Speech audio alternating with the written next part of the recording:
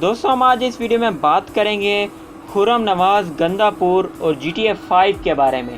جی ہاں دوستوں، آپ نے صحیح سنا، اور یہ ویڈیو بھی بہت انٹرسٹنگ ہونے والی ہے کیونکہ خرم نواز گندا پور نے GTA 5 کے بارے میں کچھ ایسا شیئر کیا جس کی وجہ سے پورا کا پورا ٹویٹر، یعنی کہ ان کے جتنے بھی فالوورس تھے، سب نے ان کی بہت انسلٹ کی اور ان کا مذاق اڑایا۔ تو کیا ہے وہ، چلیے دیکھتے ہیں۔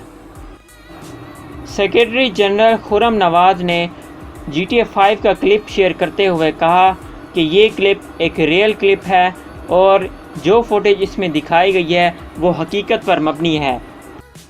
خرم نواز نے ٹویٹ کرتے ہوئے بتایا کہ یہ ایک امیزنگ فوٹیج ہے اور اس فوٹیج میں ایک ایئر کرافٹ کریش ہونے سے بچ گیا اور سب کا سب کریڈٹ پائلٹ کو ہی جاتا ہے۔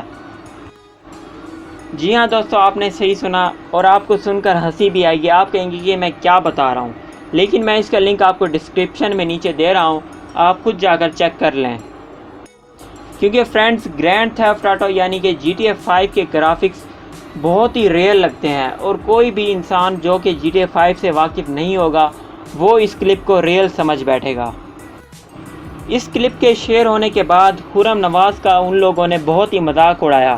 ایک آدمی نے ٹویٹ کرتے ہوئے کہا کہ ہمارے پولیٹیشینز سپر انٹیلیجنٹ ہیں۔